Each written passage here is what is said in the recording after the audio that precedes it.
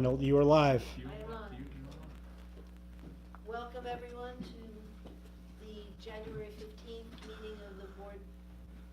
Thank you. Welcome to the January 15th meeting of the Board of Supervisors. How about Jason, would you lead us? I pledge allegiance to the flag of the United States of America and to the republic for which it stands, one nation, under God, indivisible, with liberty and justice for all. If you'd remain standing for a moment of silence. Excuse me. For the brave men and women that on a daily basis risk their lives to keep us free in our comfortable ways of life.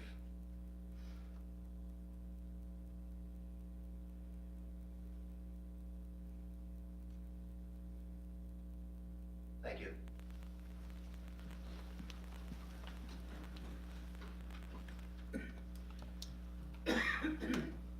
Okay. Chairman's report. The board met in executive session for personnel matters prior to tonight's meeting. Carmen? Madam Chairman, one of our duties tonight was to interview a resident for an ABC position. So Madam Chairman, at this point, I would make a motion for this board to appoint Lazarus Zaronius to the Historical Commission. Is there a second? I'll second. Any comments? All in favor? Aye. Aye. David? Yes, Madam Chairman. Also tonight, I'd like to make a motion to appoint Thomas Kilburn to the Sustainability Advisory Board. Second. Okay. Any comments from the board? Any comments from the audience? All in favor? Aye. Okay, we now have made 2 appointments. And thank you to both of them for stepping up. All right, next, the board will conduct a special meeting on January 22nd, 2019 at 7 o'clock at East High School to discuss a zoning amendment that would allow 2 additional development options for residential properties which are 20 acres or larger. At that meeting, the board will not make any decisions. They will be taking information from our consultants, our attorney, and also from residents. And at the end of the meeting, we will make no decision. We will put it off until a future meeting in February. FERC has issued the environmental assessment for the Adelphia Gateway project. And D, Representative Carolyn Committa and Senator Tom Killian will hold a question and answer session on Mariner East safety concerns at East High School on January 31st, 2019 at 7 o'clock p.m. All right, is that it? Okay, we'll open the meeting up for public comment on non-agenda items. Is there anyone? I just want to ask, Ricky, if the fellow from Pinza can't be here because of the government shutdown, are we still moving We're forward? meeting. And we're just gonna do it without meeting. Pinza be here? Yes, we're meeting. Okay. All right. I see no public comment, so we'll move along to emergency services reports. Chief Bernard?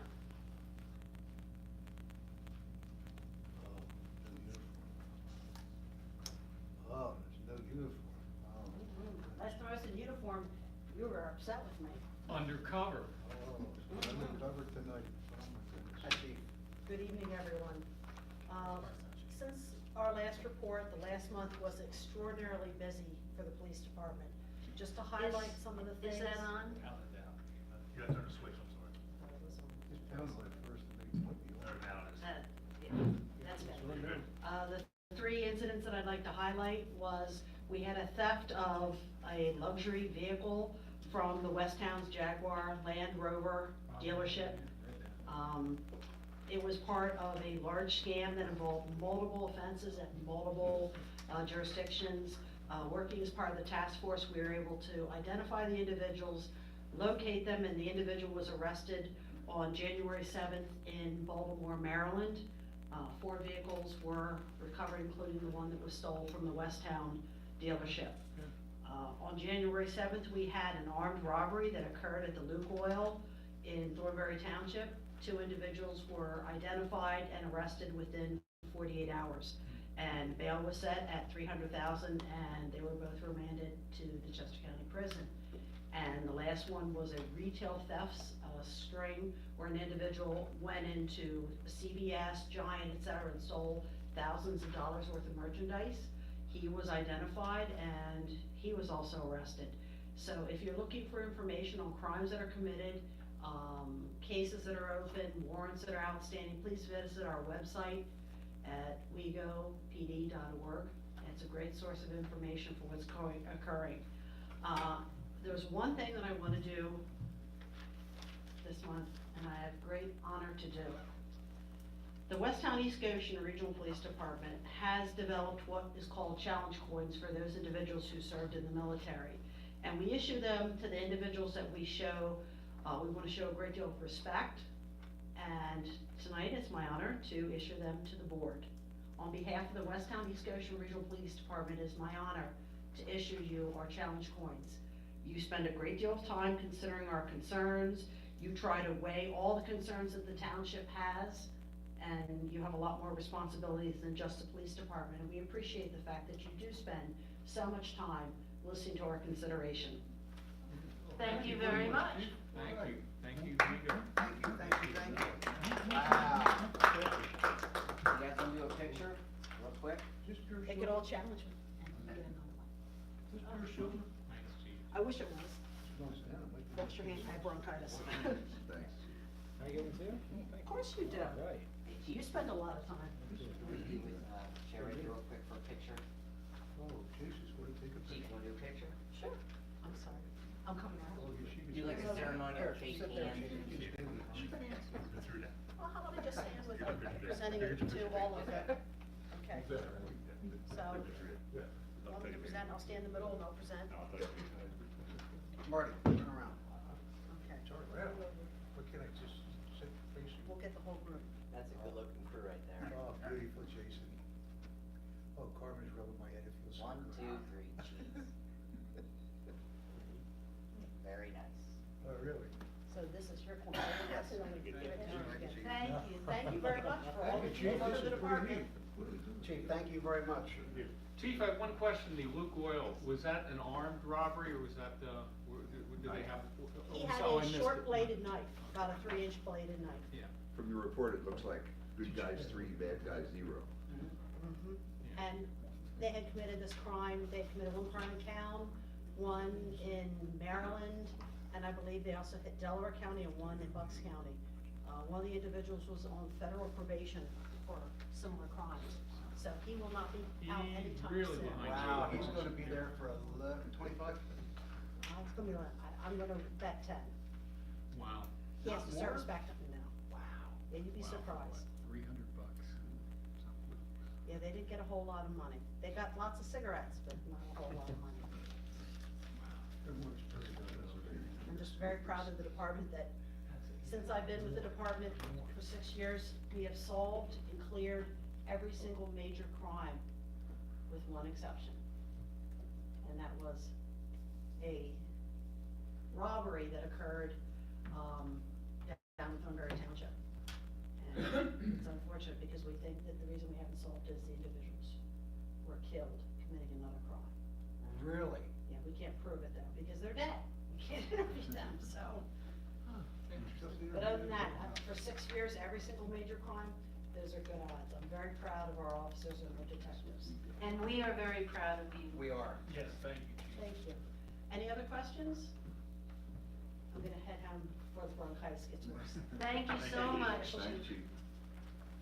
I should have asked the first school. Yeah, I like it. reports from the year-end reports from the various fire companies that serve us. Carmen, would you like to take that? Yes, would you like to hear a year, or would you like to hear December also? Turn on your microphone. All right, Turn on your total, mic. we'll do the totals only. Starting with Goshen Fire Company, we have, fire responses for East Goshen for the year were 276. Fire police, 163. EMS responses, 2,288. For Good Fellowship, for the year, 696 calls. And Malvern Fire Company, 403 calls. That's for East Goshen only. I have a complete breakdown if anybody would like to see anything further. Thank you, Madam Chair. Thank you very much. Next comes our financial report. John? Thank you, Madam Chairman. So the general fund finished the year with a surplus of what I'm reporting here is $158,828, although I learned today when Barb was doing bank recs that she missed a $5 fee, so shaved $5 off of that surplus. The world will go on. All total across all funds, excluding the bond fund, municipal authority, on a cash basis, we ran a surplus of $364,352 last year.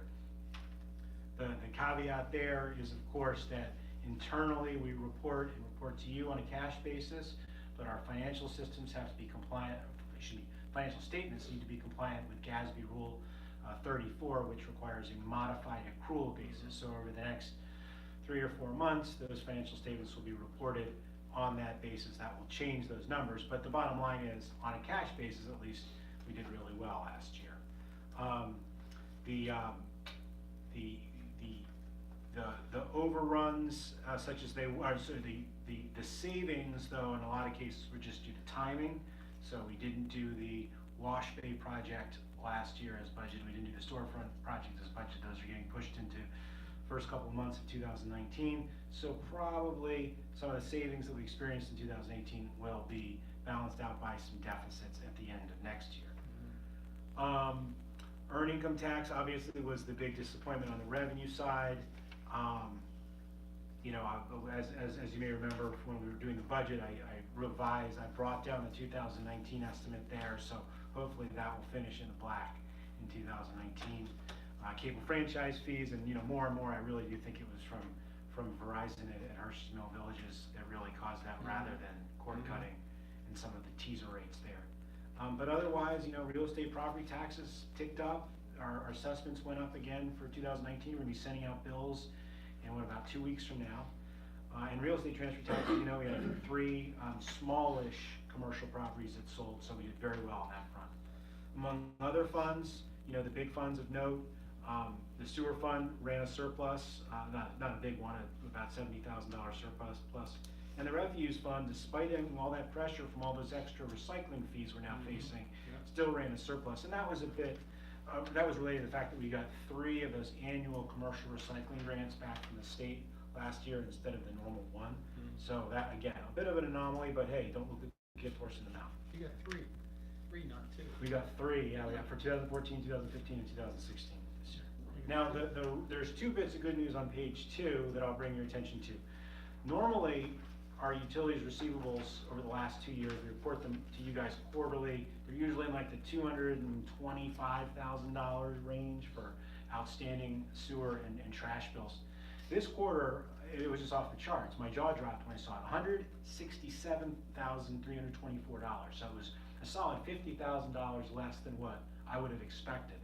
Looking through, some of the payments, we got just a bunch of just sort of like long-term delinquent payments received, and I need to give a special shout out to 2 people, Glenn LeBlanc from my staff, who's really on top of this stuff, as well as Krista Romano, who works with Kristen at Buckley Bryan, sort of the yin and yang of each other, and they work very well together. They've been really, really successful in tracking down some of these hard-to-collect debts, so that's good. Yeah. And we sent our real estate receivables to the county about 2 weeks ago now. And those were kind of in there, $8,736. That's sort of in line with what it's been over the last several years. And a final bit of good news. This time, 3 months ago, I reported to you that as of September 30th, we were yielding 1.89% on cash across all township accounts. It's actually jumped up to 2.20. So we're getting a lot more money on our cash in the bank. And we haven't pushed out too far on the yield curve. We're at 132 days average time until maturity. So playing it safe, and we're getting good returns. John, I have a question, if you don't mind. Yes, please. On the receivables, do you happen to know if a good portion of the receivables are landlord, off-premise owned landlords, or? A tiny amount is landlords. It's almost all, single family. Single-family homeowners. Well, residential homeowners, whether it be single family detached, but actually probably, I don't have the numbers in front of me, but probably the biggest source of delinquencies is from multifamily owner occupied. So your Route 3 corridor is the big, and Williams Way. That was a joke. John, I think it's interesting to note for those that like numbers, that we have, I think it's 9 township funds, and if you add them, the balances of all those funds, it amounts to $19 million, a little over $19 million, which, we're not the biggest thing in the world, but we're certainly not the smallest thing in the world.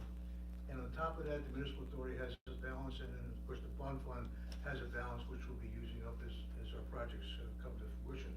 So, our staff, John in particular, our staff does a wonderful job balancing a ton of money a lot of money in East Goshen Township, and I, who was sitting in the chair to my left for a year, appreciate the fact that I'm really impressed by the cash balances, John. I just want you to know that, as opposed to the other one.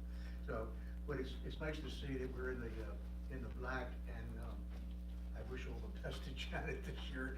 And if you talk real nice to John, you get a positive balance.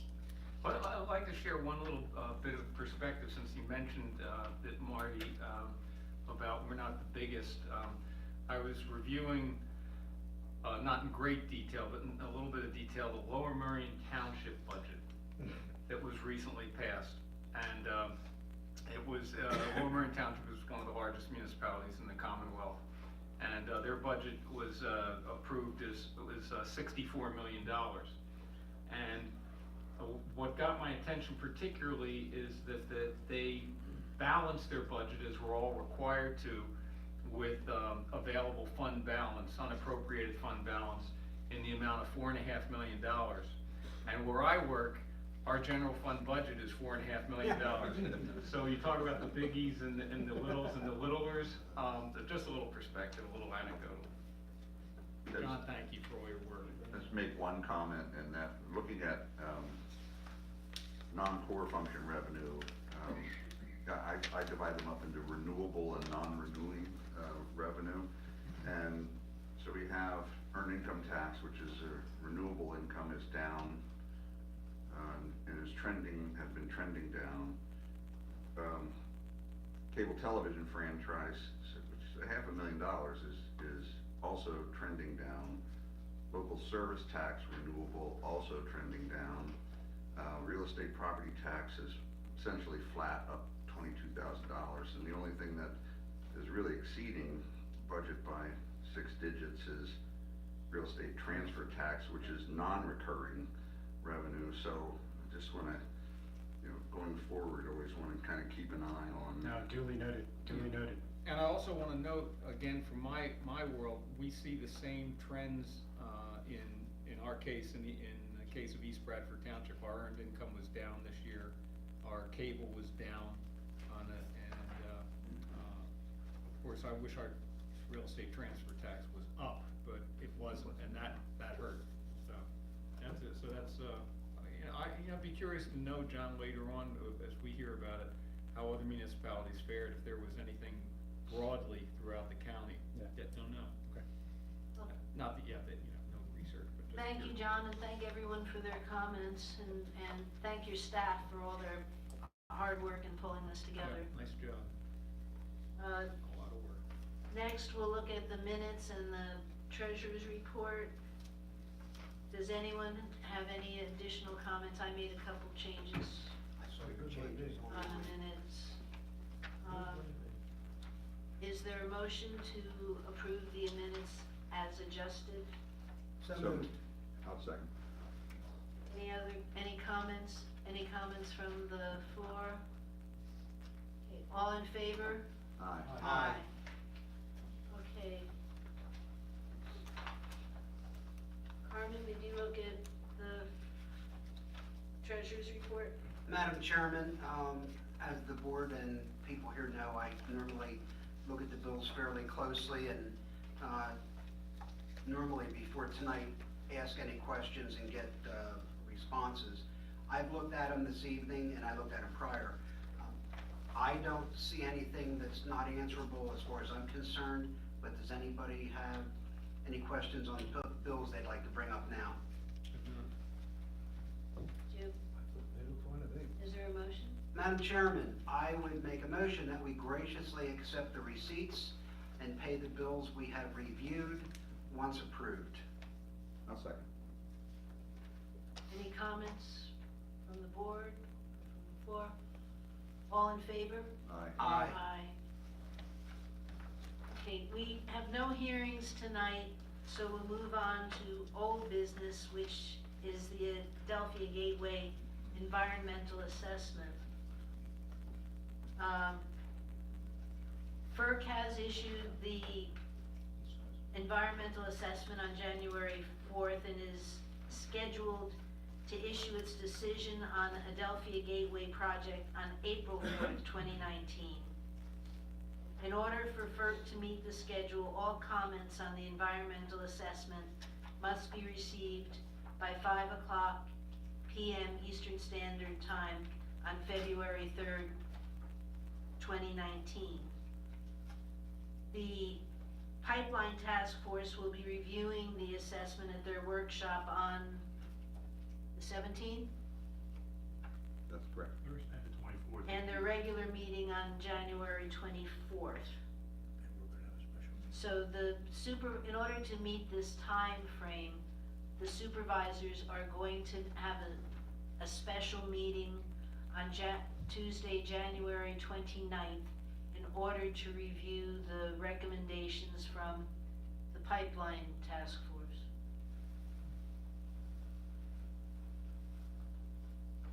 Any other comments? Nope. Okay. All right. We'll move along. Can I get any comments? Could we make comments about this? Is that appropriate at this time? Yeah, okay.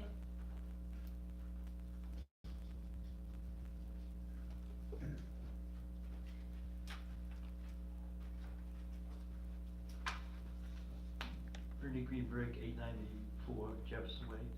I want to commend the board for taking this very seriously. I think that if a township submits a request for an EIS, it has much more weight than any residence. Several other townships, I understand, are also going to be urging an EIS. And I think this is extremely important that we do it at this time. Otherwise, Adelphi could have clear sailing. There's a lot of problems with the project. They are now requesting, of course, the certificate of necessity, claim that they're a public utility, and there's some concerns about that, but this is one area where the townships can have a lot of impact. Thank you. Thank you Thanks, so Bernie. much for your comment. I just want to clarify, Bernie, that the board has not made a decision that they're going to recommend or take action to request an environmental impact statement at this point in time. We're going to wait and see what the Pipeline Task Force says, and then go from there, Bernie. Okay, just so you want to make sure. Lex Pavlo, 611 South Speakman Lane. Yeah, I'd like to echo Bernie's words there, that it's a great reflection of the May establishment of the Pipeline Task Force that you all put together.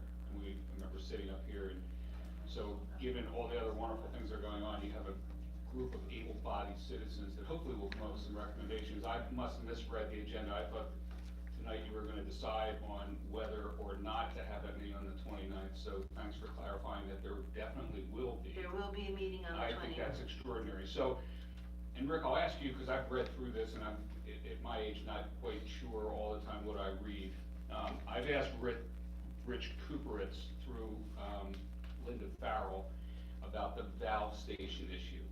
Is it just the valve station that becomes a new valve station with a blow-off, or is it just the same old valve station that they'll end up using? They're gonna retrofit the existing valve station to make it a blow-off valve assembly. So the Okay. valve station will be there, and they're gonna retrofit it in that location to make it become a blow-off valve assembly.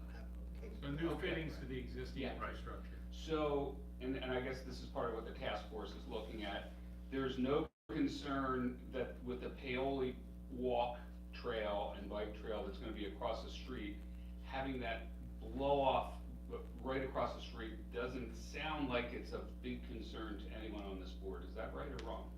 The Sunoco looked at, not Sunoco, Adelphia looked at that, and the alternatives they presented, the current, or if it's in its current location, is 337 feet from the nearest household.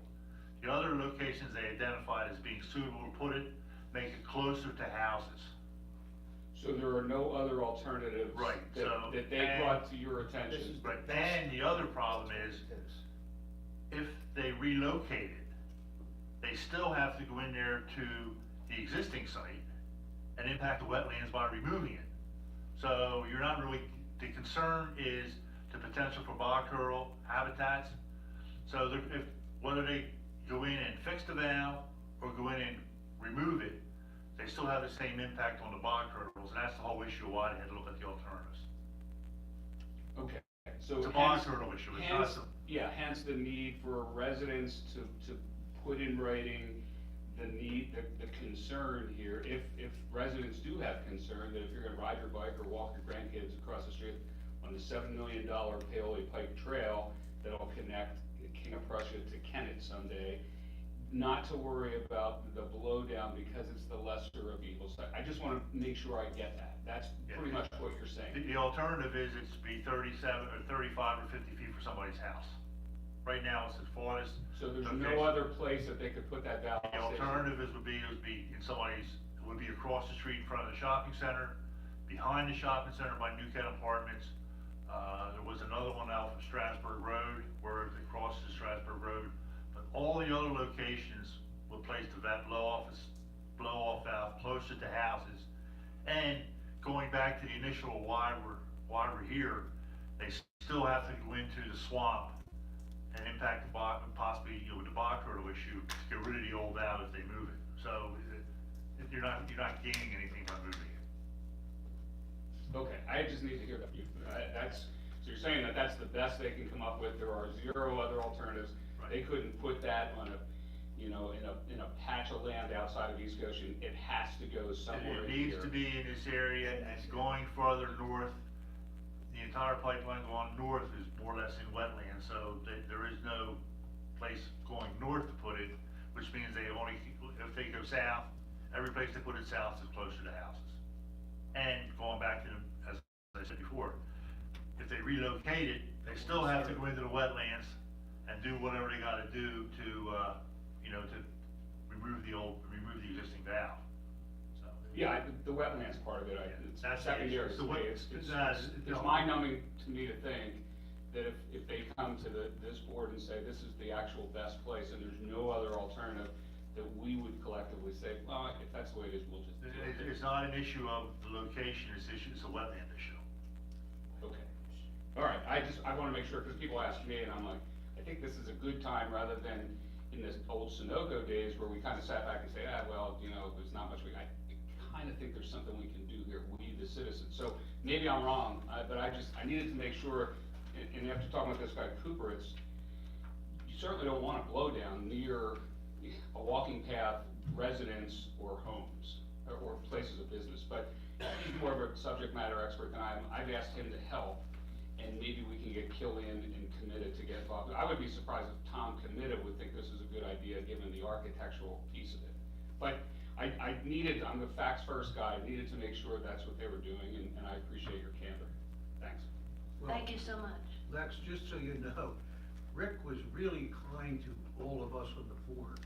Because not only did he give us the short version of the things that are directly involved in East Goshen, but he also gave us the whole environmental assessment Once I showed him, to I take a showed look him. at. Yeah. Inch and a half. So, I think Yeah. that, and rightly so, what we've looked at, depending upon what the task force looks at also, is that we probably, our role is to look at what's going on in East Goshen, as opposed to the entire pipeline. In other words, we don't have the compressor stations, we don't have this, that, the people that have that are surely gonna, do what they have to do.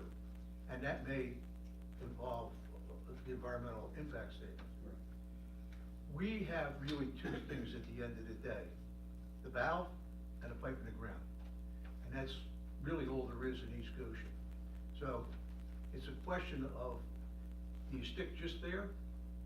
Which, I think there's a general sense on the board, without saying what the task force recommends, Yes. that you're probably better off just sticking with what's going on in East Goshen. And the only thing I can say about the blowdown thing is, from my perspective, they did a pretty good job at assessing the various alternatives in here if you read the document. Rick has done a great job for us because he pulled out the part of the information that we really needed around that, and they did a pretty good job on that. The other thing, the blowdown thing, if it goes off, it goes off up, and it's natural gas, which tends to keep it going, so it's not like the NGLs, which are running underground, and you may have all kinds of other problems. And I'm not saying that there's not some danger to it, but at least it goes up, and it stays up, and so it's, the fact that it's across the street, yes, it's across the street, and it's fairly close by, but it's not like it's shooting at it, which makes it a lot different. But thank God that we don't have some of the problems that some of the other people have in this pipeline with respect to the construction of some of the things they have to do. That's a whole different problem than we have, big problem, as a matter of fact. So, we're thankful, but I want to thank Rick for the bedtime reading he gave me, because I can tell you, I make it about a half a page and I fall asleep. It's a beautiful thing. Thank you so much. Okay, let's move on to new business. Yes, I know.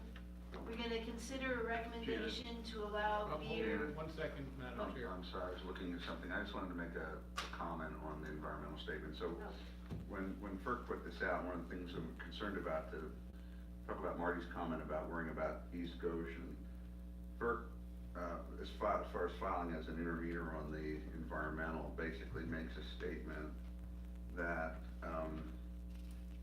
only interveners have the right to seek rehearing or judicial review of the commission's decision. The commission may grant affected landowners and others with environmental concerns intervener status upon showing good cause by stating that they have a clear and direct interest in the proceedings with no other party which no other party can adequately represent. So they kind of make a argument for standing, to make an argument. So what we need to do is probably just focus on East Goshen, so the valve station and the pipe in the ground. Couldn't agree with you more. And what Rick didn't, he alluded to briefly, was one of the other locations would be across the street in front of the shopping center, which is right in the path of the trail. So to your point, Yeah. Lex, it could even be closer to the trail, so. Hey, Rick, just a, I don't want to dwell on this, but there's a thing that, with FERC, in order to get the certificate of necessity and convenience, somebody just said that they need to be classified as a public utility. Yes. Is that, how does it work being classified as a public utility in terms of FERC, which is a multi-state type of situation, as opposed to intrastate?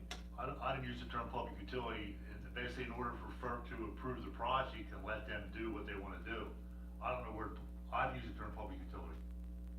I don't know where that came from. I mean, I know they have to get a certificate. Right, and But I FERC didn't- has to approve the project. Somewhere said, I thought I heard. the word Bernie public mentioned, utility. Yeah, Bernie said mentioned it, so something. I How don't did, know where. Sunoco get it for their Mariner project?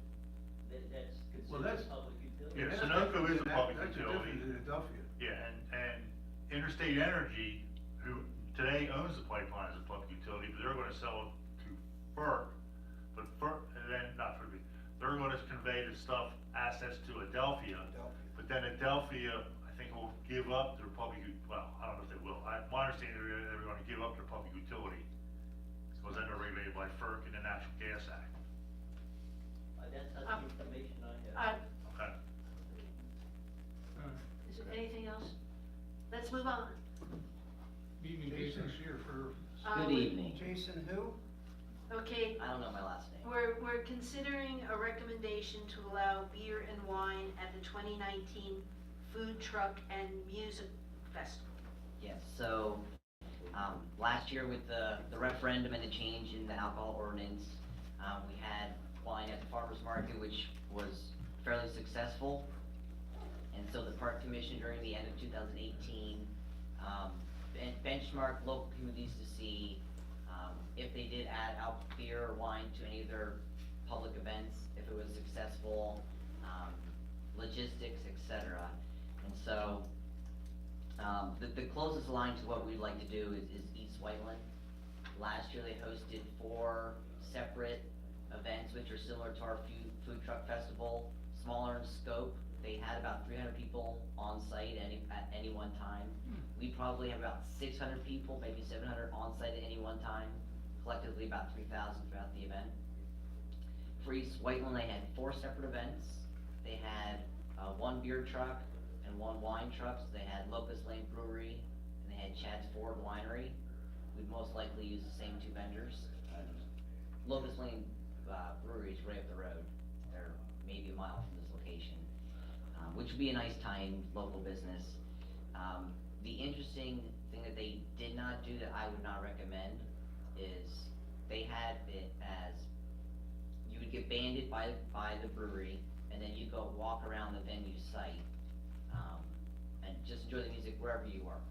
So they were the only township that did that. Every other township that I spoke to had a cordoned off area, which was the beer garden, it was a containment area. Yeah, I like that idea. And then the other, aspect that they did not do is they had no, uniformed police officer or undercover police officer on site. So it was township staff, by Public Works, and then the beer vendor, and then the participants. So I would recommend having the double layers of safety and security, where we have a uniformed WECO police officer on site and the defined area. So the person who wants to have a beer walks inside, they get ID'd by the beer vendor, they get wristbanded, they drink beverage inside, and they know they have to throw in the garbage before Yeah, they leave Smart. back out. smart. So, it definitely aligns with some of the thinking of what we're trying to do as a township.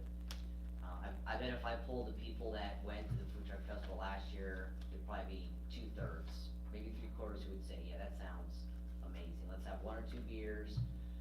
My initial concern would be, what happens if it gets to be some kind of crazy party? What I can happens? understand that What? I concern, didn't read it. if it gets to be some kind of crazy party. And East Whiteland said, at each of their 4 events, they have the same participation clientele that we have here. So it's gonna be, responsible drinking, it will certainly enhance the event, but we shouldn't really have that fear, going forward for that. No flash mobs. No flash mobs, Okay, feel better. no. So what kind of questions do you have?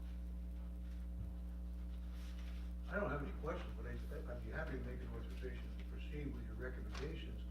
And I assume that there's 1, you're gonna have a contained area, and 2, are you recommending that we have a police officer or not? If you are recommending that, then I would, in my motion, I would agree that should be done too, because when I read this, I thought it was the appropriate thing to do. I'll And that second. police officer is only responsible for the beer garden area? The police officer is a keeper of the peace, so he won't be IDing anybody, but he'll be responding to verbal altercations. He would be as if he was at community day, it'd be the exact same. Same for the entirety. Is this a police officer who will be on duty, or is this one who's off duty who's covering the event for That's up to the police department, but they would supply us an officer as we request. We would end up paying for it. We pay for it. And the reason I asked that question, if that's the case, why the vendor, either build it into their fee for the spirits, so that the township as a whole is not paying for that police officer for the event, and the event and the participants are paying for the police officer? Just my thought.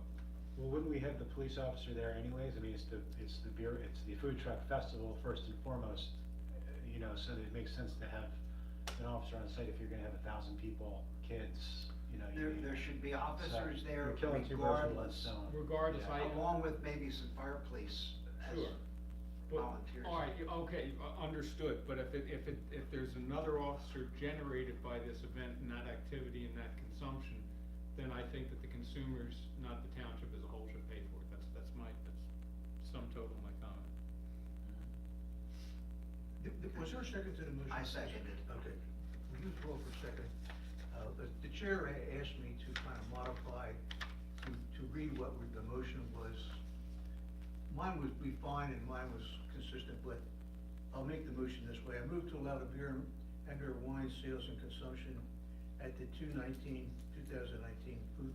food truck and musical festival scheduled for August 24th, 2019, with an event rain date set for August 25th, 2019. I will second that. Janet feels a whole lot better now. I do. Are there any other comments from?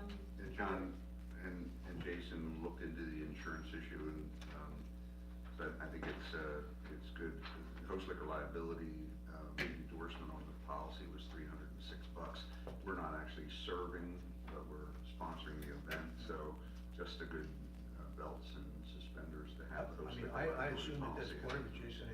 The 300, was it 306 or 309, whatever it was? It seems like a wise investment from my perspective. It's included. Sure. Any comments from the floor? All in favor? Aye. Thank you, Jason. Okay. There won't be any Stay up traffic there. going home now, Jason. No, he can't leave I yet. got one more. Consider a recommendation on the farmer's market. Yeah. This is a tough one. Statistics kind of show Yeah. a trend. Yeah, so the farmer's market, I mean, obviously we have a lot of people here, personally involved in it. We've been hosting one since 2012. It peaked in 2015. We were putting, best of, whatever. And every year since then, there has been some factor that has decreased foot traffic and vendor participation. There are 15 now markets or CSAs within 10 miles. So the market for farmers market is becoming fairly saturated. That's a factor. I did notice in 2016, the first big knock was when the Amish market in Westtown opened. That was like a good third cut of our participation right off the bat, starting in May. Does that occur on the same days? No, they're like Thursday, Friday, Saturday. Yes. A few days in a row. But they are open Thursdays. They are open Yeah. Thursday. So that was a big one. And then, we had some key vendors leave, and then I would bring in a secondary vendor of similar product, and then they would stay for a few weeks and then cut loose. Because some of the vendors just don't make enough money to stay there. Yeah. At the end of the day, that's kind of Sure. where we're at. So, we've tried to host different things to kind of market it as a place to come get your produce, as a community hub. It's just not working. By the end of 2018, we had 24 vendors on the books, but 5, 6, 7 would show up. And that's not what a true farmer's market. Yeah. Are you bringing out the trumpet to play taps right now? So. Pretty much. You're asking us to Well, I think no for longer right now, participate in that? To dissolve Yeah. it. yeah. Mr. Chairman? That's the recommendation. I'd make a motion to accept the recommendation of the Parks and Recreation Director. I will second, and I will add that this has been talked about not only by Jason, Park and Rec, myself. It's unfortunate, but I have to agree with Jason that, what'll happen is maybe we let it go for a year, and we'll find out all of a sudden that the public will say, oh my word, what happened? We'll be willing to help you out. I've said it many times, vendors bring the people, people bring the vendors. If you lose any, you lose the other. So it's an endless circle. Yeah. No matter what money you threw at it in advertising or trying to keep it running, I think it would not be a prudent way to spend the money. If we're lucky, everybody will come back and say, we'll support it, do it again in 2020. Jason, is there, in all these vendors that are around during the week, not on the weekends, but during the week, is there one to monitor? The farmers markets, the Amish one is probably the best. The outdoor market that does on Saturdays is the growers market down in Borough. So they have like the quintessential farmers market set up, you know, lots of condensed living areas, sidewalks that lead right to the parking lot. So that's an ideal situation. But I mean, that said, our market is the prettiest out there. It's in the park. It's right on Paoli. You know, we had 300,000 people use the park last year. So it's not that people aren't there. They're just choosing to not come to our market. So, I'm sure the rain didn't help either. yeah, that's always a constant battle. Well, you put in a lot of work on it, and doesn't go unnoticed. So that's much appreciated for the effort and the success that it had. You can't control all the market forces. Unfortunately, when you have your review at the end of this year, there's gonna be a big check mark. No, I'm kidding. Are there any more comments from the board? Any from the audience? Our audience has shrunk. Okay, all in favor? Aye. Opposed? I'm sorry to see it go. I'm one of the patrons that do come, and I'm gonna miss it, and I know my granddaughter's gonna miss it. And you know, we have the trails in, and we have the town center. It could be something we reinvestigate in a few years, so. Would you Yeah. consider maybe a couple pop-ups once in a while? You might consider a couple of pop-ups right at the township building or wherever, so it's in good hands. It works. Thanks, Jason. Thanks, Jason. Drive safely. Have a good night. Don't forget to put your lights on. He's young. He remembers those things. Yes. Next, at the last meeting, we did not have bids for soda ash and aluminum sulfate and signs and posts, so it was rebid. And the bids were opened on January 4th. For signs and posts, we have Garden State Highway Products for a total of $10,148.40, and Conserve Company for $10,629.45. Is there, I'll make that motion to accept the bid and the recommendation of the staff on the Garden State Highway Products, but as the lowest qualified bid. is there a second? Second. Any comments? I have a question. It's $481.05 difference between the two bids. I don't know where Garden State Highway Products is located or Conserve Company is located, are they? The sign, they have to get the signs here. Okay, so Yeah, it's it hard doesn't to really- source them here. yeah, it doesn't, Okay, yeah. thank you. Comments? All in favor? Aye. That's approved. For soda ash, we received a bid from Maine Pool and Chemical Company for a total between the soda ash and aluminum of $28,272, and Coin Chemical for a total of $38,376.80. Is there a motion? I'll make that motion to accept the recommendation of the staff to award the bid to Maine Pool and Chemical Company in the amount of $28,272 as the low qualified bid.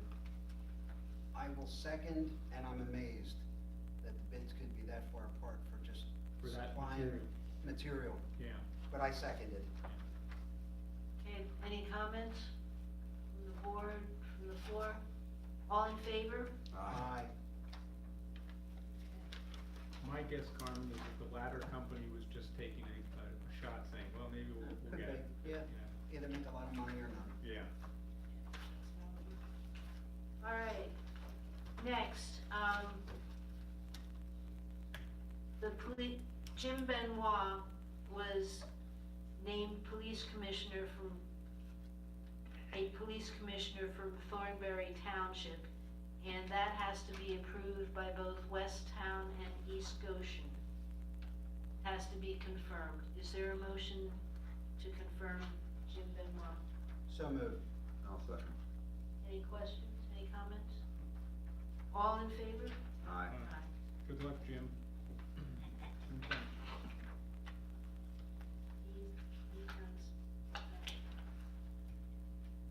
Business breakfast. Yes. You guys ready to talk about bacon?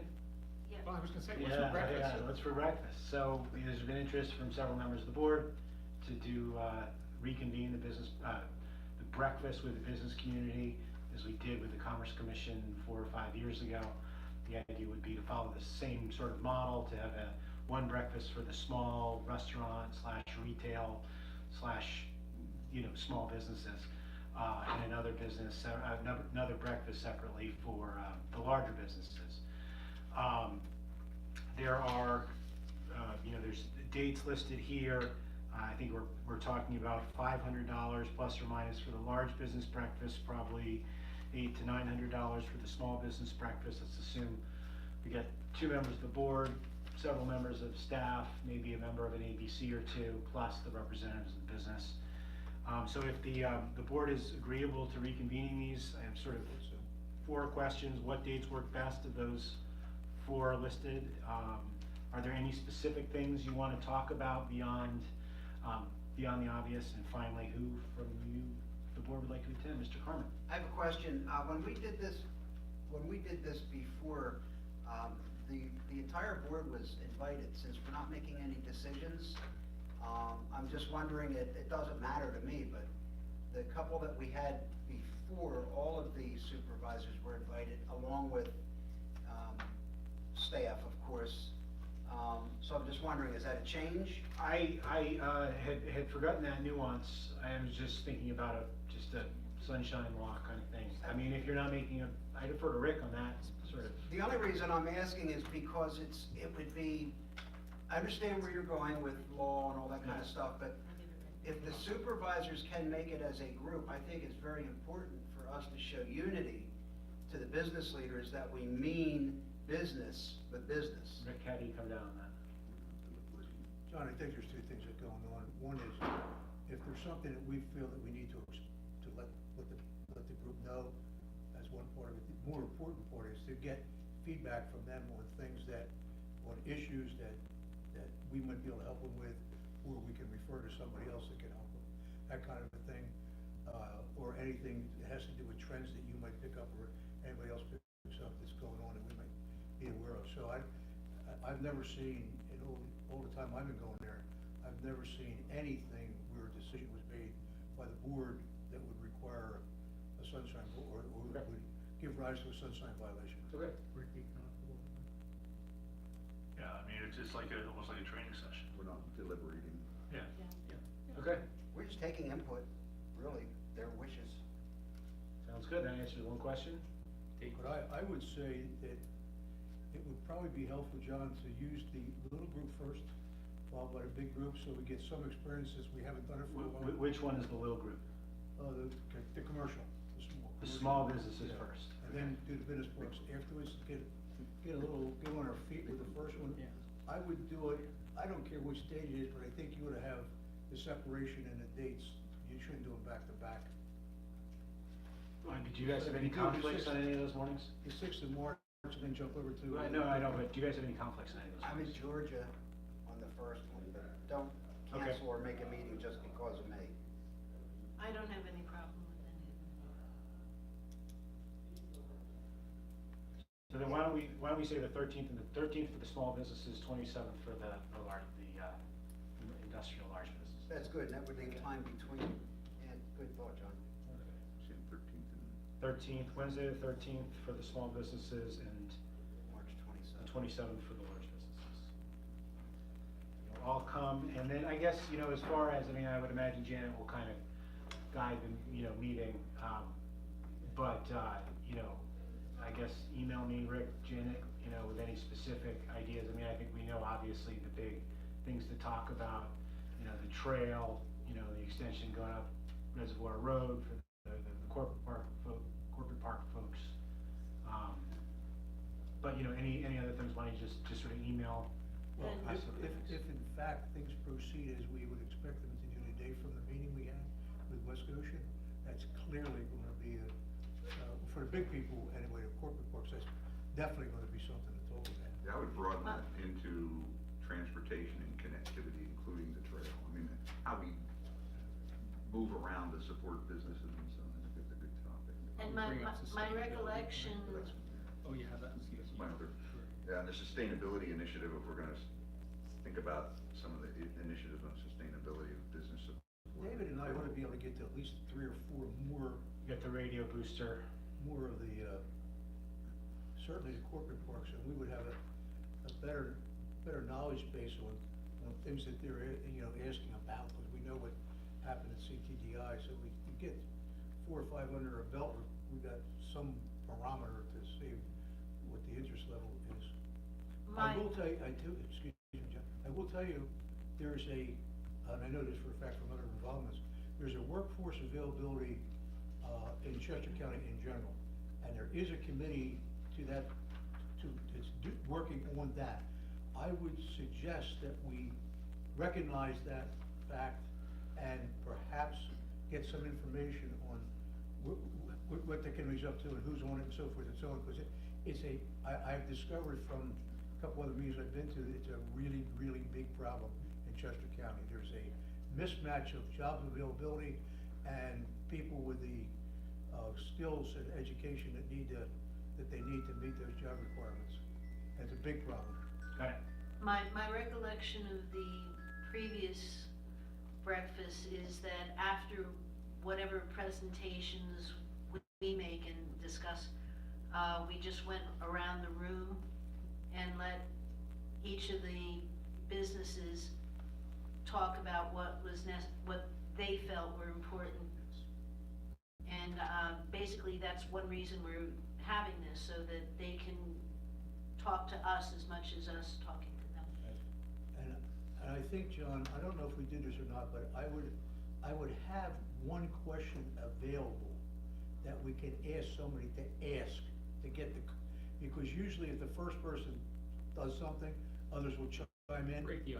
So sometimes you have to plant a seed and, just to get things going. And, it usually works. Good, thank you.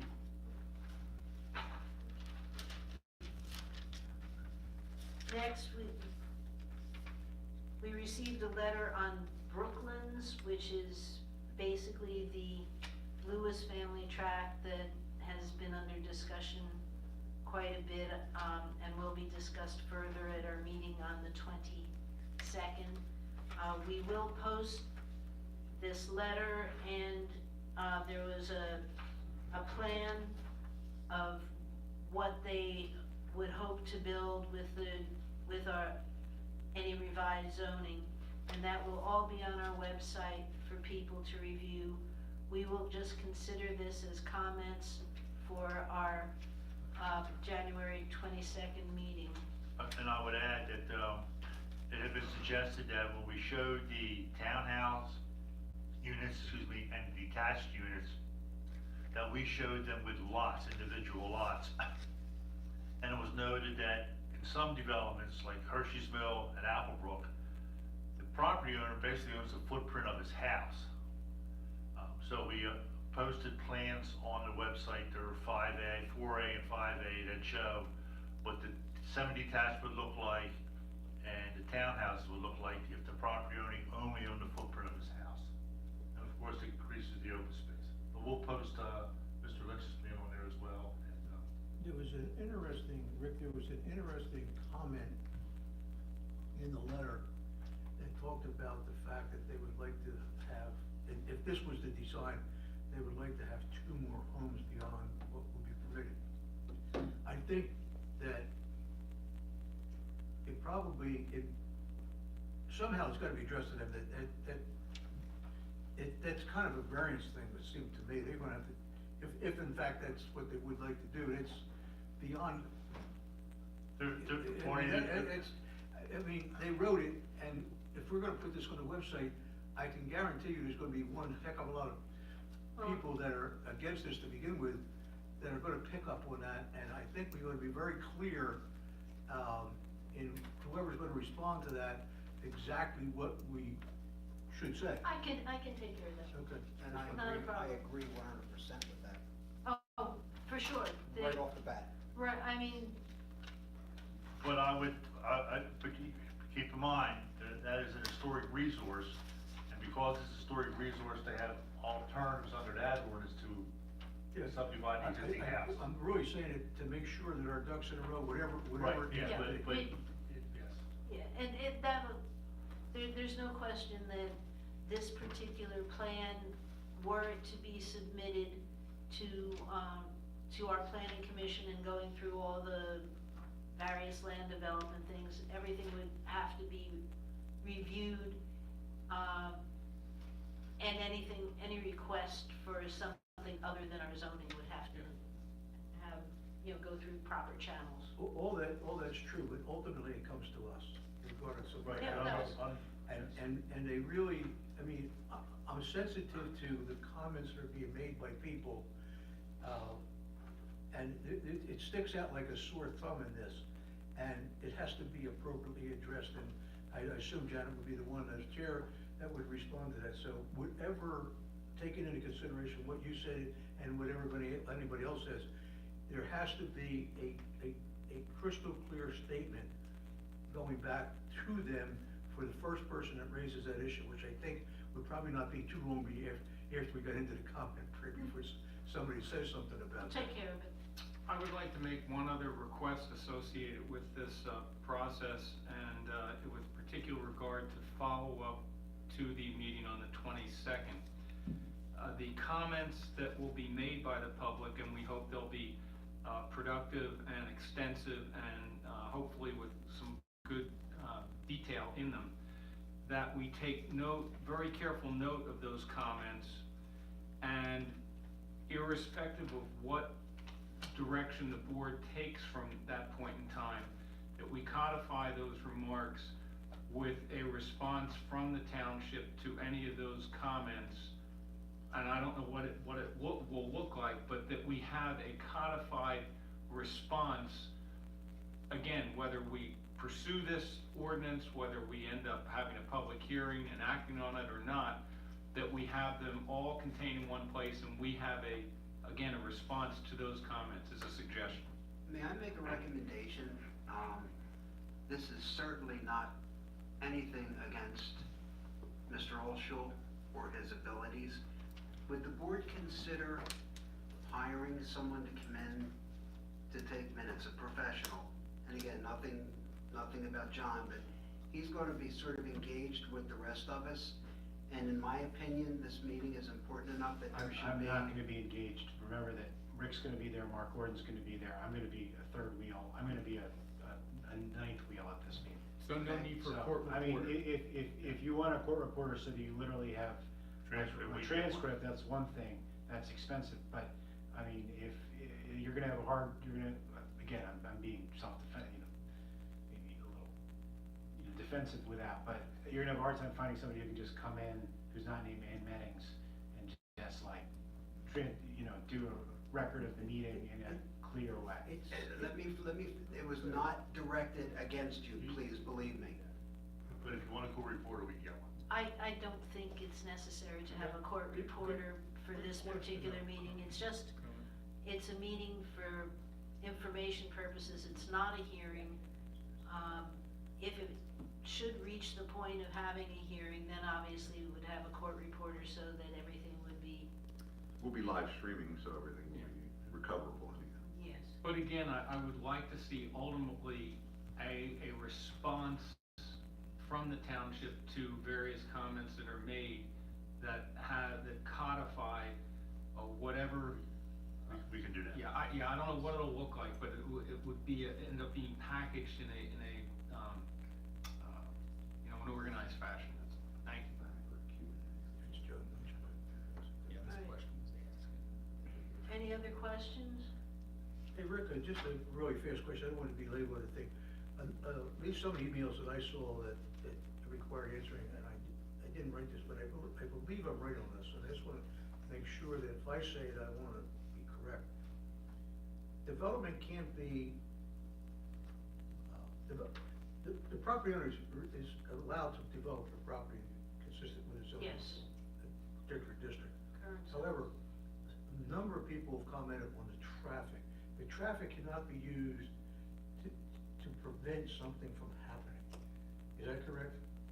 Isn't there? We can require the developer to make improvements that we can support or be awarded in front of us. Adjacent, contiguous to the Right, property. contiguous to the Short of property. that, if people that talk about increasing traffic on Hershey Mill Road or Moorstein Road, that's just life. Yes. Well, yeah, And you know. it doesn't have any impact on what you can or can't do, other than the developer being responsible for contiguous property. Correct. Okay, I just wanna make sure, Yeah. because I would say 2 out of 3, 3 out of 4 definitely have that comment in them. And I think it's, sooner or later, it's gonna have to be stated that that's, fortunately or unfortunately, that's not a preventive. Correct. That's exactly right. In all our experiences, I don't know that there's been a subdivision or land development turned down and denied and held up I don't think you for can do it. traffic. There's no basis for it. No base, right, yeah. So that, I mean, that's been consistently one of the things that have showed up almost every response. And you know what would be nice to have in that context, since it is a popular one, have some sort of a, I know it'll cost a couple bucks, but some sort of a statement or a little Yeah. brief from our Yeah, solicitor. we will have. Oh, beautiful. Rick, you are miles ahead of me. All right. Thank I you. just wanna, there's one other thing that I just wanna make sure that we're all on the same page here. I would assume that at the conclusion of that meeting, the next step, if there's a step to be taken, would be a public hearing. No, the No. next Is step. that correct? No. No. The No. next step will be at the following meeting, which I believe is February 2nd, or 5th, February 5th. We will then decide how we will proceed.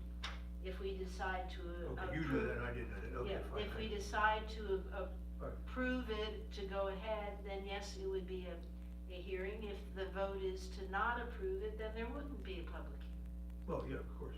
So that decision will not be made until the February 5th meeting. That's, And I agree, I think that's smart.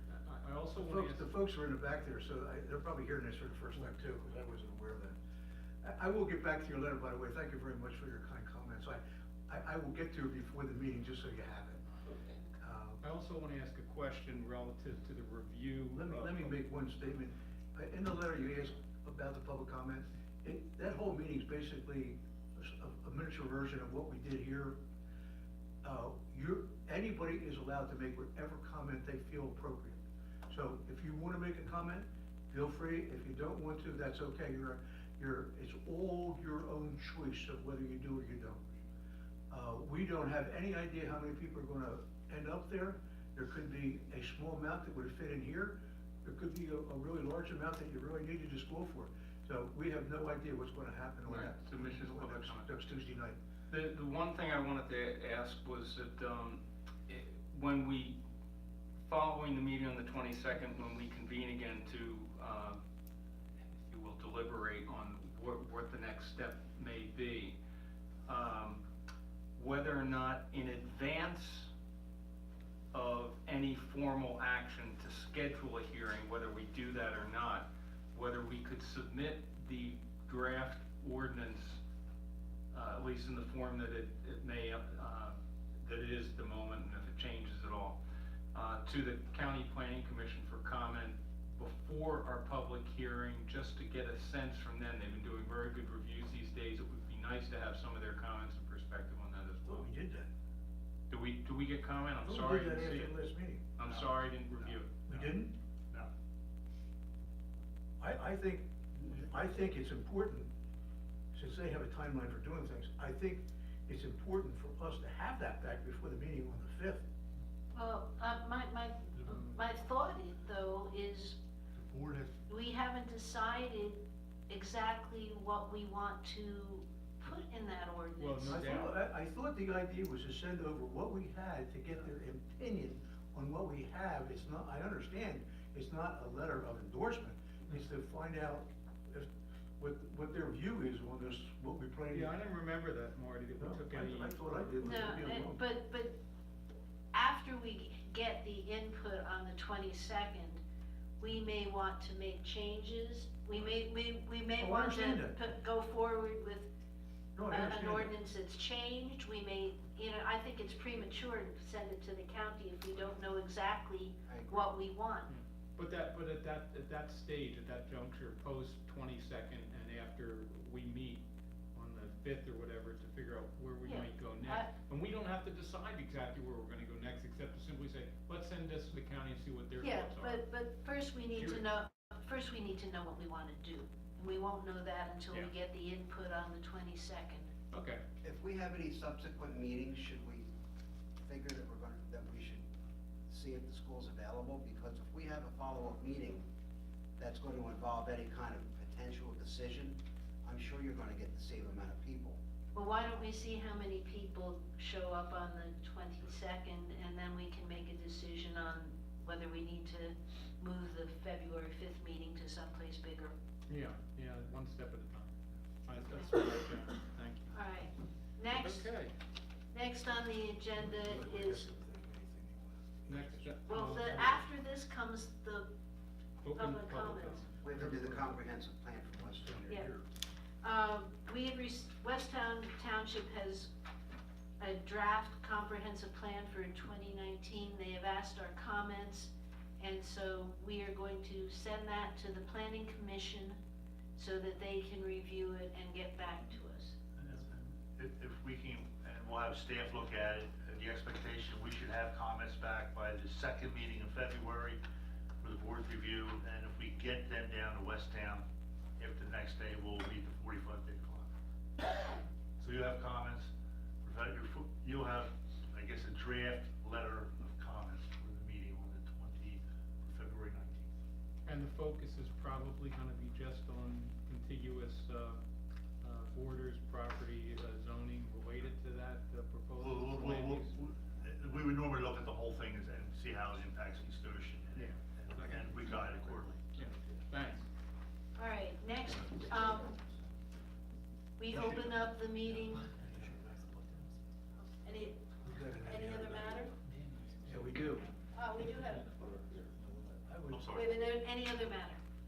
I would ask that we have Oh, you're gonna do it direct on- staff to prepare a letter, if they haven't already done so, to West Goshen to encourage them to rejuvenate the striping project on the Boot Road between Green Hill and Wilson Drive. And we would encourage them to do that, or whatever words they want to say.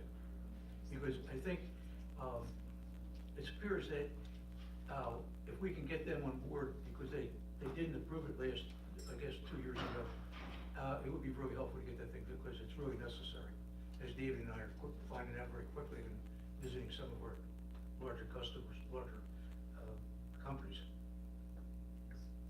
Send the letter. Okay. So if that'll happen and they can get it done, I guess the chairperson, I would assume the chairperson can review it with staff and sign it off on and get it going. That's We'll get fine. some out this week. That's fine. Okay. Is there any other matter? Any other matter? I don't think so. I don't have any. Okay, then we'll open the floor to public comment. Do you folks have anything you wish to add? I think John might have thought the meeting was still going a little. Now, come on over to the mic. Unfortunately, we're streaming this, and unless you come to the mic, the people have no idea what you're saying. I said, Let me go get John, if he. Okay, that's might wanna fine. say something, we thought we weren't gonna be on till 8:30. That's fine. According to your agenda. We're running ahead of schedule. Not my schedule. My schedule's 5 minutes after we start. Okay. Goodness. You have anything, Rick, going on over there that we haven't talked about? Nope. Nope. Correspondence? How's Mark feeling? Is he better, Rick? You have to go dress up. If you wish to talk, you need to come up to the mic so that, Yeah, because we're we're live basically- streaming. Basically at the end of the line here. Right. I guess we didn't hear. You have to come to the microphone, name and address, please, because we're Thank you very live much. streamed, so that people have to know who you are. I may be jumping way out of schedule here, so I apologize if I am. Okay, My name is John Lynch. I was here when you had a public meeting concerning the zoning text amendment that was being considered. I introduced myself that I was working with the Lewis family on Brooklands. And while you guys were moving through the process, I was sort of sitting back and watching the progress that was being made and trying to adjust my thinking to what I was hearing. You got a letter, I believe, from me that I sent in last. yes. Yeah, That, Thursday, we just before discussed you got it. here. Yeah, we had discussed that shortly before you arrived. Oh, okay. Well, I was here to answer any questions you may have. But I sent that letter because I know there's a meeting coming up on the 22nd. I know that your township engineer or someone produced a series of plans. And I thought, and forgive me if I'm overstepping, but I thought that it would be helpful possibly for you to get the perspective of how I and the Lewises were processing the language of the draft orders that you have and how we would like to apply it. Doesn't mean what we were thinking is what you want, but I thought it was beneficial to share what we were thinking. So I wrote the letter to you, introducing ourselves, and I attached the sketch, which is Yes. pretty thoughtful. A lot of work's went into that Right here. sketch. Okay. Right at the top of my pile. So that sketch came about after meeting with DEP and the Pennsylvania Historical Museum Commission, and as I know everyone knows, there's a lot of work that goes into the details. And we've done a lot of that to figure out what we can do and what's viable. And that's what that sketch was meant to suggest.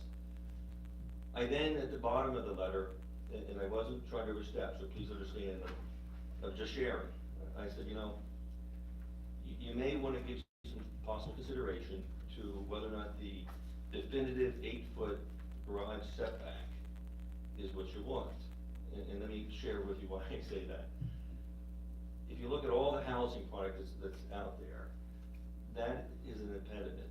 And the point I was trying to make was, your ordinance is set up so you don't have a unit width. So just do the math. If I'm at a 30-foot wide unit with a 2-car garage, and the garage is set back 8 feet, that means I have a 10-foot projection coming off the front of the home, which doesn't really serve a purpose. Go down to 28 feet, it becomes more sort of strange looking. I'm not at 28 feet, I'm much wider units is what I'm proposing. But nonetheless, it does interfere with the flow of the design inside the home versus what it looks like on the outside. And that's why I suggested possibly, when I drive through Applebrook, I think it's an attractive community. There are no 8-foot setbacks from the garage facade to the front of the house on that product. It's dealt with architecturally, whether in the texture of materials or the colors. And if you share that opinion, and I'm not saying you do, if you share that opinion, I'm suggesting that in lieu of the 8-foot garage setback, you could achieve what I think you're trying to get to with something that's appealing from the streetscape with architectural standards. And in my case, since I'm proposing wider units, it's even going to be better than what you would see at Applebrook, because I have opportunity then to do a landscape package as part of the streetscape. Because you just have grass, you have green space. That was one point I was asking you to think, do some thought to. The other issue was the house, although we went through PHMC, the house is an issue, the main house. And I've restored and preserved 3 1,700 homes in the past 5 years, I guess. So I have a skill set that applies. The house is beyond me. It's truly too much for me to get into. I'll go bankrupt on the house. So I was thinking on the house that since there's gonna have to be a lot of money spent, one way or another, to address the house, whether they're going to be maybe allow some condominium units inside the house to make it more feasible. That along with the trails, all the other amenities that we're trying to put together there, think about whether or not it would be appropriate to have an extra unit or two. And it's simply for cash flow. It's simply to generate money so you can invest in the amenities that you need to make this project great come across well. That's good, all good and well, but you can also address with the cost by lowering the value of the land of what you buy it for. So that statement that you just made is appreciable. Right. But you can also do the same thing as adding a unit by lowering the land cost to the developer. You achieve the same thing. If a house is gonna gain you $50,000, you pay $50,000 less for the land. Yeah. Now, I'm just giving an answer to a statement that you said, to be fair. And you're absolutely right, but my response to that would be, we're not talking $50,000. We're talking I a understand. lot here. I understand. Because there's gonna have to be a lot that's gonna have to be put in to create what we envision. These are just my thoughts, that I'm trying to share. Under the historic preservation section of zoning, there is a provision where historic structures, you can use the word chop them up into dwelling units, smaller dwelling units. And there's, I've gone through the process. Oh, I wasn't aware of that, Joseph. How would that tie into the density you're proposing then? Because there's. Well, it's today, it's allowed today, so it would be no different than if you were going, however you develop the property, you still have that option to do with the single family, with the historic Oh, reserves. then you're ahead of me then, okay. 240/38. We've already included that. Okay. Yeah. I wasn't aware of it. One of the things that has come up in this, I don't think any of us expected so much blowback to this when it got started, Right. but there's been a lot. And one of the things that, there's some commonality to certain things, one of which is we shouldn't be in business to aid the property owner. Property owner should do whatever is permitted in the ordinance, and the ordinance, worry about the ordinance, and then they have to decide if they're gonna do something or not do something. And that's pretty much true. We have to take what we have and look at the comments that we're getting, see what, from you, from everybody, to see what modifications to that ought to be made, if any, and go from there. And then, at the end of the day, if we approve it, then whatever it is that you have to conform, just like if we didn't approve something and you wanted to do something, you'd have to conform with what's there already. Agreed. So, that's the way it's gonna fall. I mean, you can't escape that. We can't escape that now. And we know from the last time, a lot of the comments that were made, there's been emails that fly back and forth on different things. A lot of people are, they wanna use traffic as being one thing that, we should be careful about the traffic and the increase of traffic and all that kind of good stuff. There's a lot of people that don't understand how this whole development process works, but we're trying to create something that would enable developers to do something different than what's permitted in the ordinance now, we think is effective, and at the same time, save the environment, so to speak, in a number of different ways. And if that can be done, then we've met that charge. Now, whether or not the board all agrees, I don't know. I don't have any idea, because we don't have all the information yet. And this is going much longer than I thought it was gonna be in the first place, as you well know. Right. And, but, you gotta get all the information, because without it, you can't make an informed decision. And hopefully, with a meeting or two, we get to that point, and then decide, the last step would be if in fact we go to a hearing. And again, at every one of the steps along the way, people have the right to make comments. And when we get to a hearing, they have a right to be a party to the hearing if they qualify. The comments are court reporter, and it becomes kind of official as to what's going on. So it's a challenge. It's much more of a challenge than I certainly expected. I would assume the rest of the board feels the same way. But we're here where we are, and we're gonna keep moving forward. And we're not going to, I appreciate you coming and appreciate your letter and your comments, but we are not gonna make any decisions tonight. We're just going to, include your comments with whatever we receive on the 22nd, and then we'll review it and make our decision as to how to proceed. I think it's really important to state that we have a comprehensive plan, and what we're considering with the lots larger than 20 acres is consistent with what we have on our comprehensive plan. So this is an extension of our planning commission looking at this. And I think some of the attention is focused on the property that you're talking about because it's the first and most likely, but we have to, as a board, think about our entire township and all 4 properties that we're talking about. So we can't think about the property you're discussing in this context. We have to think about the entire, our entire process and whether it's good for the township. So we've used this property as an example of the kinds of things that can be done.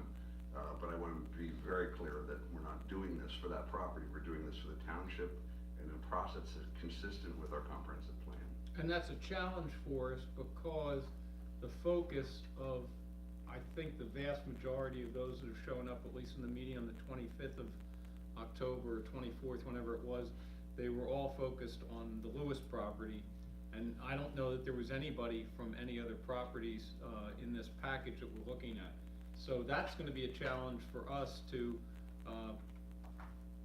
dissect and keep the bigger picture in mind while we have a good number of people who have been here and are continuing to express in many ways their discomfort, concerns, opposition with the this type of development. So it's we'll have to wait and see. What happens on the 22nd is the next starting point. And I don't know if you were here when I mentioned it, we will not be making any decisions on the 22nd. 22nd will be a period of letting our consultant talk, our attorney talk to discuss some of the aspects of this ordinance, and then getting input from the residents and whoever in the audience wishes to make a comment. After that, we will, on the 5th of February, when we meet again, then we will decide how to proceed. And I think it would behoove you to make sure that there are people at that meeting. We want to hear both sides. In our last meeting, we heard a lot of dissenters and not very many people supporting. And I don't mean support dissent, I mean support the logistics, support the logic of what we're trying to do, not, raising voices. But we want to hear both sides, the advantages and disadvantages of what we're proposing. And if we have some people speaking to the advantages, that would be a really helpful thing for us to get that input.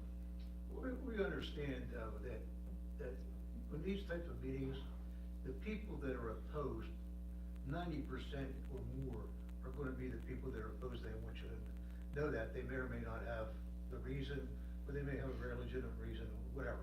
Doesn't matter. It's very difficult to get people who, or let's say, they're just waiting to see what happens, or they're for something. They almost never want to stand up because they know they're outnumbered, so to speak. So it's very difficult to get somebody to do that. The thing probably that to me is the hardest thing, and you really can't say it, but we know that it exists. There was about, at that last meeting, counting the streaming, maybe roughly 150 people that were either here or on the streaming or somewhere around that number. The vast majority were probably opposed, but there were some that weren't. Some were here for clarification and other reasons. That's 150, but the problem is we got about 18,500 people. our decision is based on which each one of us thinks is the best thing for 18,500 people and the properties that we have. That's where it really becomes hard, because you can't say that particularly because it's a fact, but the people that have opinions don't really care, that they have an opinion and this is their opinion. And I'm amazed at how many emails that have been, at least came to me, that were from people who are not even close to where your property is, or the one around the corner from you. And really weren't close to any of the four, to tell you the truth. Well, that's not true. The Hunt Country people were close to the Saunders Dixon property, but that's got an overlay on it. That's got an easement on it, so you can't build there anyway. So there's really only three. And it's interesting to me how many people are commenting about the fact we're gonna ruin the township. I mean, to me, it's absolutely amazing. And it makes you have to really think really hard about it. So, in the context of what's going on right now, I know you've got a double-edged sword. One is what you would like to do, but the other is, are we kind of on the right track making this type of an ordinance, amendment to the ordinance appropriate for anybody, for East Goshen in particular? I realize that's very hard because you're interested in the development of the property, and you hope that this is going to afford what you want to do. And so, to me, I really sit there marveling at the fact that there's about, 80% of the people here making comments, but it's a very small percentage of the township in the whole. And we don't know what the rest of them, I would suspect that they have enough confidence in it, so we're gonna make the right decision. And so I just want you to know it's a real challenge. No, I want you folks out there to know it's a super challenge, and I don't know whether, and I don't know if everybody got the email that I got, but I have to tell you, it requires some thought as to whether or not you want to say something or not say something. That's entirely up to you, and the question becomes, there's no right or wrong, and I don't know what the answer is, but you gotta look at it in both phases. You gotta look at it in phases in an ordinance amendment, you gotta look at it in terms of what it would do for you, or at least what you think it's gonna do for you. So, let me, We've already you added. gotta move on quickly. Can I make one, two quick comments? Certain. Real quick. Certain. I'm at that stage of my life, that stage of my career, I really do care, I'm aligned with my conservancy and conservation groups. I really do care more so about the property and how it's treated than whether or not I do it. I mean, whether I do it or not is irrelevant. But I do have a desire that it be done correctly. And the other part is, I agree, I was here at the first hearing. There were a lot of people with some negative comments, but that's why I gave you the plan, because I thought if they would see the Yes. plan, a lot of those comments that I heard would fall away. And we are putting the plan on our website so that people can see Oh, it good. prior to the meeting. After that, Madam We are Chair, sharing it. I know we discussed it, but it wouldn't be fair to those that would want to be here for any of this discussion for us to go into any more detail. I agree. agree. Thank you very much. Thank Thank you you. so much. Appreciate it. Thank you, John. Thanks, John. Any other comments from the audience? Right. Is there- Motion, I'll make the motion to adjourn. I'll second. All in favor? Aye. Aye. Meeting is adjourned. Could I potentially see the board members for 1 minute without staff before we sign bills and so forth? sure. The second row. The legs. I keep staring. Eric, John, that's all thank rain you. we're getting, right? We're not getting snow? We'll make sure I'm on the emergency list. No, next Monday. And when you shovel, I like to shovel all the way up to my door. Oh, yeah. The snow just came right off. It was great. If we get 4 foot of snow this weekend. It just came right off. When was that? You know, Oh, yeah.